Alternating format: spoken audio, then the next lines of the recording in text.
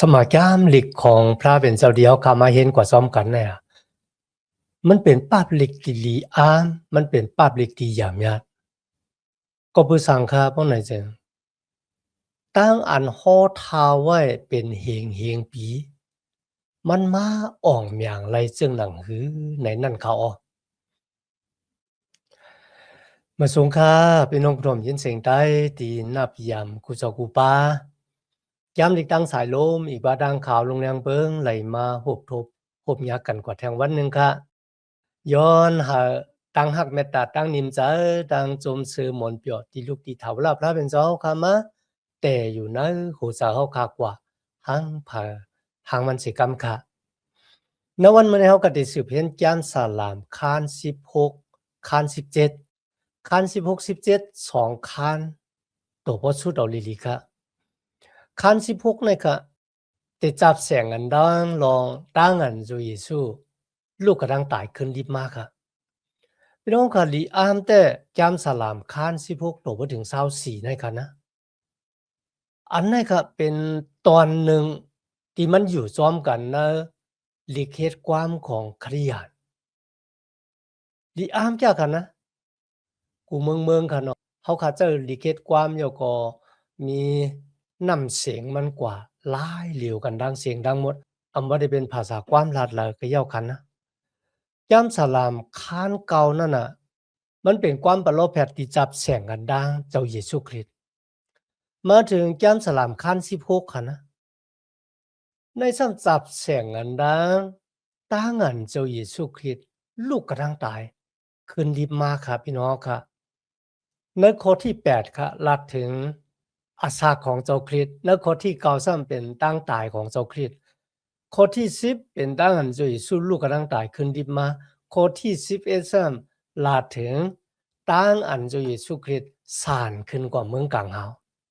ลิป้าจะได้แต่ว่าค่ะเอากลับมาตัวในข้อที่1ก่อนตั้งค่ะนะ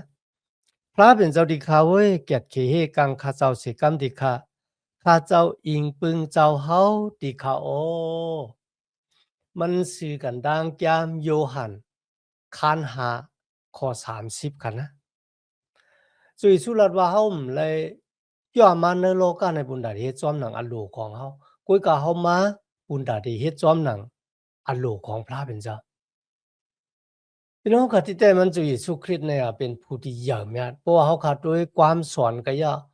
ตั้งอันมันเจ้าเฮ็ดลองดีอามก็ยาวค่ะนะ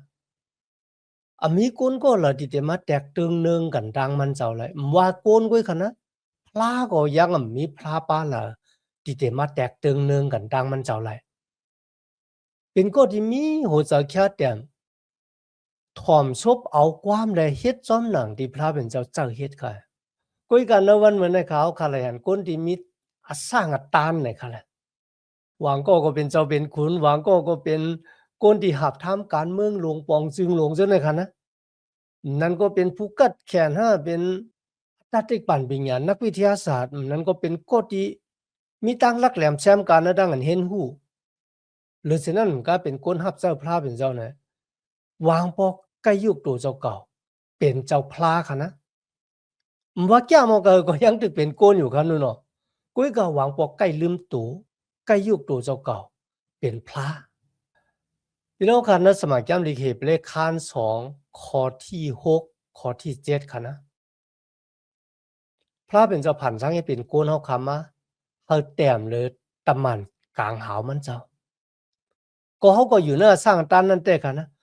กุ้ยก็เจ้าเยซูคริสต์เนี่ยมันจอมดับหลูจ้ามาเกิดเป็นโกนค่ะเพราะว่ามันจอมหักเขาเนี่ยก็แหละกุ้ยก็ที่มันเจ้าจ้ามาเกิดเป็นโกนเนี่ยมันจะถ่อมซบเอาความพระปอเจ้าปูนดาได้เฮ็ดจอมหนังอโลแผนการของพระเป็นเจ้า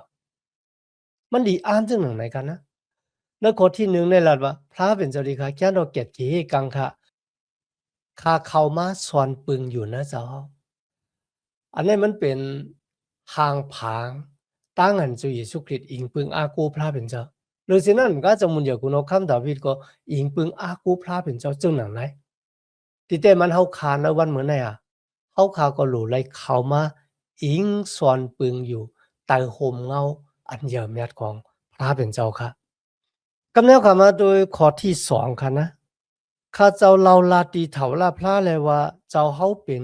เจ้าเก่าคาดีคาออการข้าเจ้าเลยขามเอานั่นไลมากะดีเจ้าเฮาดีคาออว่าหนังไหนอ๋อพี่น้องครับเมื่อเฮาคานนังกานั่นก็เฮาคากวนเลจอมน้ำปางหลายมันก็ขึ้นกว่าเนื้อลอยนะคะแหละหรือฉะนั้นก็ก็มือตื่นขึ้นมากลางนะเฮาก็ยักโดยกว่าเนื้อตองผ้าเนื้อกลาง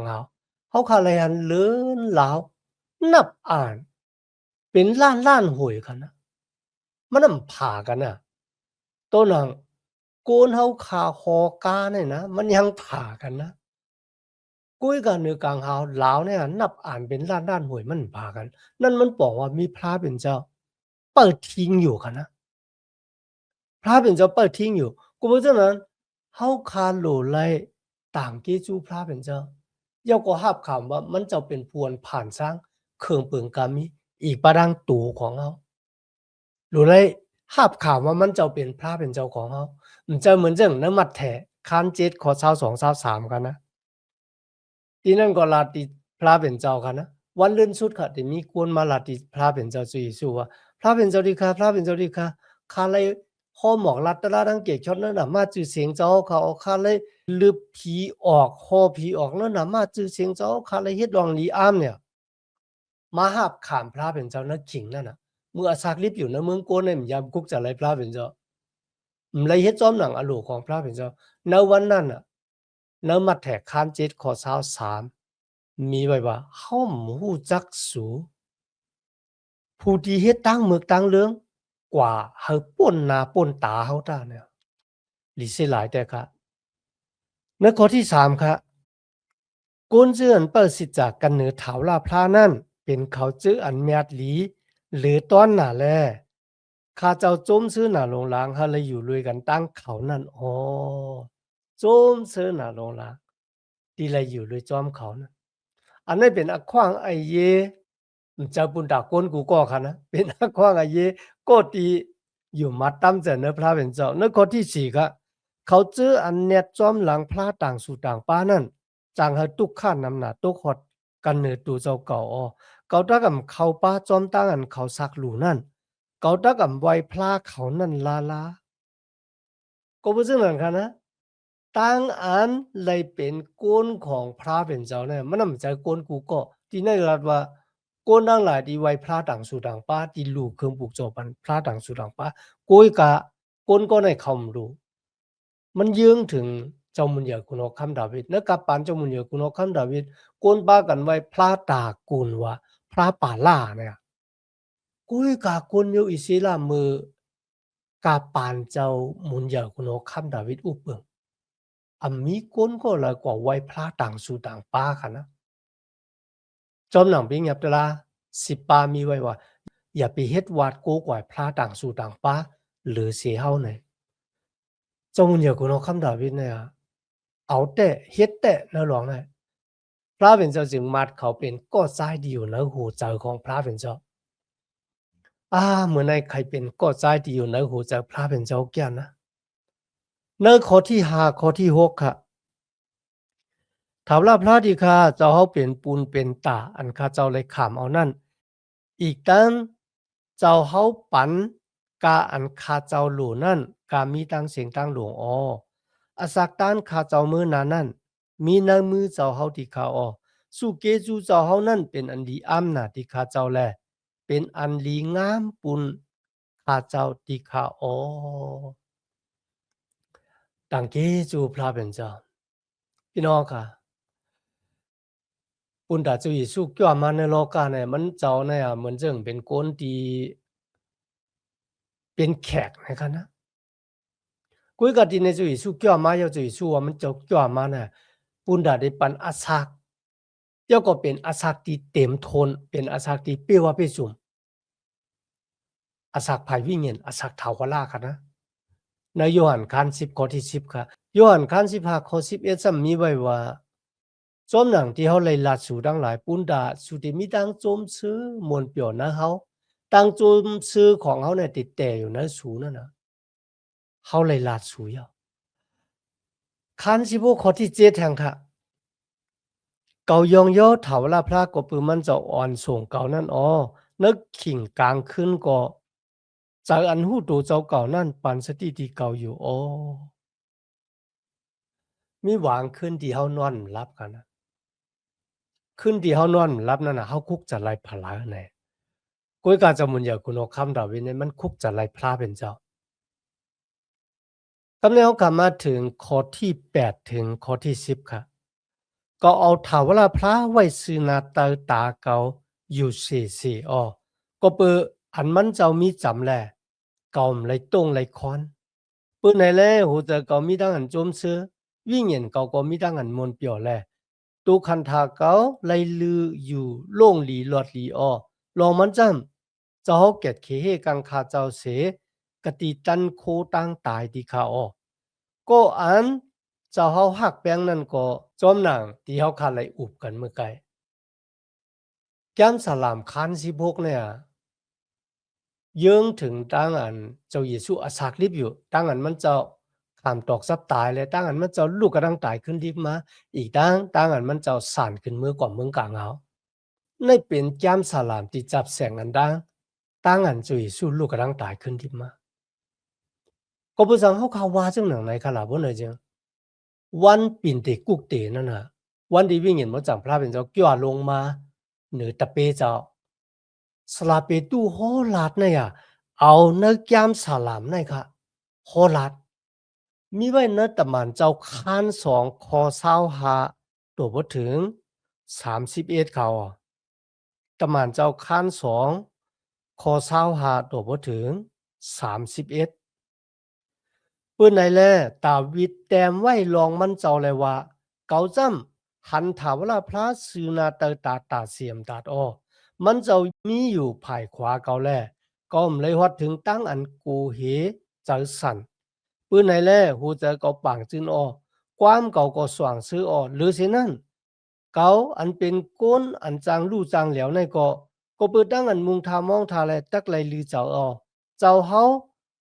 ปื้น แปดวิ่งเห็นเก่าขาไว้กันนะเมืองมาละนาดีค่ะที่ก้นมดจังเจ้าเฮานั่นก็เจ้าเฮาตักหาเลยตู่นาวกันนะป่าเฮียวดีค่ะเจ้าเฮาเนปันเซนตั้งส่งถึงตีอันอาศักลิบแลตั้งอันเก่าคาเลยอยู่ชื่อนาเตตาเจ้าเฮานั่นเฮ็ดให้เก่าคาโจมซื้อดีค่ะออว่าหนังในออพี่น้องเขาเว้ยเกาตักหมอกลัดลองปู่หมอนเฮาตาวิดนั่นสร้างลางติสู่ลูกก่อนออมันตายเย้าแล เอาผังไว้ยาออคุมป่าเหี่ยวมันมีอยู่ที่เฮาต่อถึงฮอดวันเหมือนในออจอมลุยมันเป็นปะล้อแพทย์ก้อนหนึ่งแล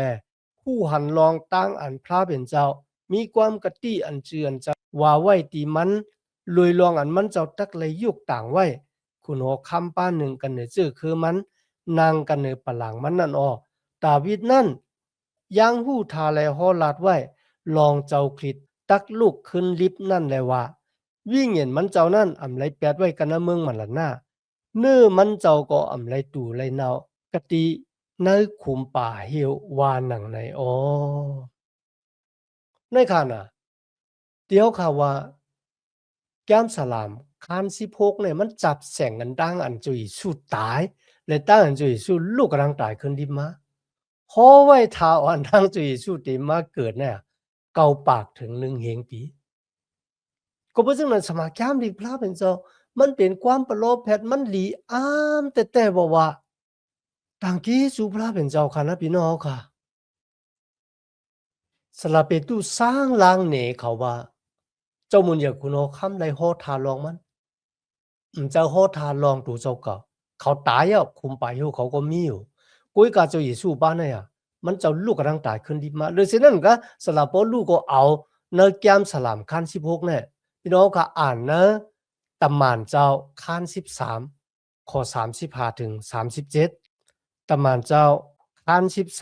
13ข้อ35ถึง37ปืนไหนแลนึกย้ำลีกเฮ็ดความสาลามตีหนึ่งซ้ำแต้มไว้แทงเลยว่า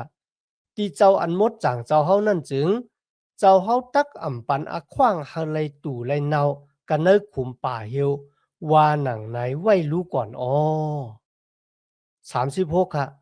ดาวิดนั่นปองเฮ็ดจอมอโลกพระเป็นเจ้าในจูปานมันนั่นย่อ วายนั่นมันตายแลเลยเข้าจู้กะดีปู่ปอตัวเจ้าเก่ามีนั่นแลตัวตายมันตูกว่าเนากว่ากันเนอขุมป่าเยียวออกุ้ยกาตีเจ้าอันพระเป็นเจ้าให้ลูกเสกระดังตายขึ้นลิบนั่นจ้ำเลยฮอดถึงตั้งอันตู่อันเนาสลาบ่ลูกก็เอาเนอะแก้มสลามคาน16ข้อ8ถึงข้อ10ในค่ะนะมาซับแรงสังลามีเจ้าเยซูป้าเหลียวไว้นะครับที่พระเป็นเจ้าให้ลูกกระดังตายขึ้นลิบมาก็เพราะฉะนั้นแก้มสลามคาน16เนี่ยมันเป็นแก้มดีอย่างเนี้ยแต่ค่ะนะในข้อที่8เนี่ยเขามีอศักดิ์ของเจ้าคริสต์อยู่ในเขาในวันเหมือนนั่นนะครับเจอเขาก้นกูก็ที่อศักดิ์ลิบอยู่เขาคำปฏิจำมังลาเนื่อหนามาปอเจ้าลูกเจ้าวิ่งเห็นมดจังเจ้าวิ่งเห็นมดจังพระเป็นเจ้าอยู่ในเขามีอศักดิ์ของเจ้าเยซูอยู่ในเขาในข้อที่9เจ้าเยซูตายในเสาหลักวามือในข้อที่10เจ้าเยซูลูกกำลังตายขึ้นลิบมาในข้อที่11ค่ะนะเจ้าเยซูสานขึ้นมือกว่าเมืองกลางเขาเจ้าเฮายังเหนปันเส้นตั้งอันฮอดถึงเตียนอศักลิบนั่นตีขาเจ้าตีขาออตั้งอันเจ้าเฮามีอยู่หิมขาเจ้านั่นเฮาโหใจขาเจ้าโจมซื้อแลขาเจ้ามีอขว้างอันไรสายามวนเปียวอยู่เสตีขาออต่างเกจูพระเป็นเจ้าที่เฮาคาไลหันแก้มสาลามฮอทากูสำกูเบิงมาอ่องเมียงในตู่ของจุยซูจุยซูเป็นที่สุดที่ก่อยของปิงหยับตะลานั่นค่ะนะกำเนิดกลับมาถึงแก้มสาลามคัน17ค่ะอันนี้เป็นความสุดดองของเจ้ามุนยาคุณอคัมดาเวดก็เบิ่มมีอันเดแลใหญ่หลวงลึบล้ำจอมเขาค่ะมันอาจจะเป็นอักขิงที่เขาแลนไปเจ้ามุนยาคุณอคัมโซลูค่ะนะอีกประดังลูกซึกของมันลึบล้ำจอมเจ้ามุนยาคุณอคัมดาเวดจำได้คึดหยาได้เงียบเลยเป็นปอกเป็นปอกค่ะนะกุ้ยกะที่ไหนค่ะนะเขาคาไลหานเจ้ามุนยาคุณอคัมดาเวดเนี่ยตั้มจะวางใจในพระเป็นเจ้าอะโลโลพี่น้องค่ะมันง่ายค่ะนะกำในพวกเขาขาดด้วยในจุดอาสักตานเขาขาดในวันเหมือนนั่นนะวางปอโกมีตั้งหยับขืดคานจะตั้งทุกข์ตั้งไม่เจอขีจะโยกาตั้งจิบตั้งเสพตั้งใครตั้งเป็นลึกล้ำจอมเขาเหมือนจะว่าแจ่นแถวกันเข้ามาสู่เขากำเมียวเมียวเนี่ยค่ะเลยเขาจะเฮ็ดจึงล่ะบ่เนี่ยจึงนั่นค่ะหรือในเยืองจอมหนังเจ้ามุนอยากคุณเอาคำดาวิดวางจะตั้มจะในพระเป็นเจ้าในข้อที่1ข้อที่2ค่ะขัน17ถามว่าพระที่ข้าเขียนดถ่วมยินตั้งอันข้าเจ้าเล่าย้อนปุนตั้งอันตรานั่นอีกตั้งเฮหูถ่วมเอาเสียงข้าเจ้าห้องกล่าวปุนตั้งจอยตั้งแถมนั่นสิกำที่ค่ะเขียนดถ่วมยินตั้งอันข้าเจ้ามีใจโยโย่และสุดต้องนั่นสิกำที่ค่ะเจ้าเฮาตักทอกลุยตั้งอันข้าเจ้าซื้อต่อนั่นแลจีอย่างเต็บตัดก็เปิดเจ้าเฮาหู้ลองตั้งอันซื้อลิโยลีนั่นที่ค่ะโอ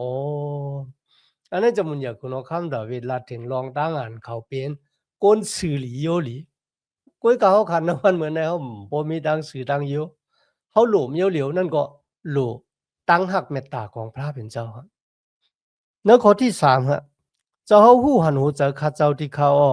ขิงกลางคืนเจ้าเฮามาหลูมาด้วยข้าเจ้าเสียเจ้าเฮาเจ็ดเสด้วยข้าเจ้าเจเจแลทบมันเฉพาะอันมึกกันเนอข้าเจ้ากะสังลาลาเมื่อลาดว่าพระเป็นเจ้ามาสอกด้วยเจ็ดเสด้วยเจมันกะสังเนี่ยเขาว่ามีจุยสุคริตกวยกันนะก็มันเป็นปุ่งแตกตั้งอันจุยสุเป็นเจ้าซื้อต่อครับมีวรแปดกันนะก็บ่จุยสุมยำเฮ็ดวรแปดเมื่อเขาอ่านนะ1เปตุคัน2ข้อ22กันนะมีคนทั้งหลายลาดความอันดีหังเอเสร็จเตอสินเตอซื้อหลามันเจ้ามันดีหังเอเสร็จกุ้ยน่ะเจ้าเยซูก็เจ็บแสบ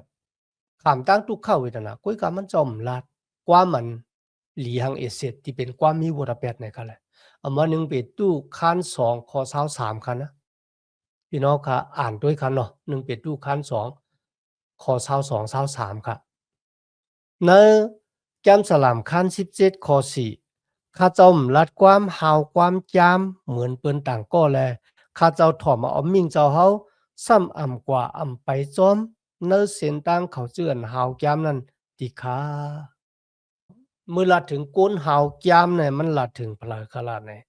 นั่นก็เป็นจาตานมานาดกวยอะก็ที่หาวจามค่ะนะเมื่อเขาอ่านเนื้อจามเปียติคัน2ข้อ